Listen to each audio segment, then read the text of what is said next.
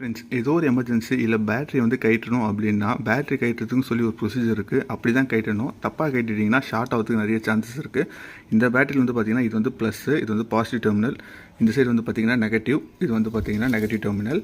எப்பயுமே வந்து பார்த்திங்கன்னா நெகட்டிவ் டெர்மினலை பாடியோட கொடுத்துருப்பாங்க. இங்கே பார்த்திங்கன்னா தெரியும், இது வந்து பாடியோட கொடுத்துருப்பாங்க. அப்போ வண்டி பாடி ஃபுல்லாகவே வந்து பார்த்திங்கன்னா எர்த் இருக்கும், அதாவது வந்து நெகட்டிவ் இருக்கும்.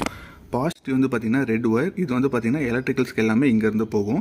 ஸோ நீங்கள் ஃபஸ்ட்டு கட்டும் போது வந்து பார்த்திங்கன்னா ஃபஸ்ட்டு வந்து பாசிட்டிவை கட்டக்கூடாது. ஏன்னா நீங்கள் பாசிட்டிவ் கட்டும் போது இந்த மாதிரி ஸ்பேனரை போட்டு கட்டும் போது பார்த்திங்கன்னா இந்த இடத்துல பட்டு மேலே பட்டுருச்சு அப்படின்னா பாசிட்டிவ் நெகட்டிவ் வந்து ஷார்ட் ஆகிறதுக்கு நிறைய சான்சஸ் இருக்குது. ஏன்னா நெகட்டிவ் வந்து பார்த்திங்கன்னா பாடி ஃபுல்லாக இருக்குது, பாசிட்டிவில் ஸ்பேனர் இருக்கிறீங்க, கட்டும் போது இப்படி வந்து டச் ஆகுது அப்படின்னா ஷார்ட் ஆகிடும். ஸோ அதனால் எப்பயுமே வந்து பார்த்திங்கன்னா நெகட்டிவ் தான் ஃபஸ்ட்டு கட்டிடணும். கட்டிட்டு அதுக்கப்புறம் தான் வந்து பாசிட்டிவ் கட்டணும். ஏன்னா நெகட்டிவ் கட்டிட்டிங்கன்னா வண்டி பாடியில் வந்து நெகட்டிவ் இருக்காது. அதே மாதிரி மாட்டும் போது வந்து பார்த்திங்கன்னா ஃபஸ்ட்டு பாசிட்டிவ் மாட்டிட்டு கடைசியாக தான் வந்து பார்த்திங்கன்னா நெகட்டிவ் மாட்டணும். இந்த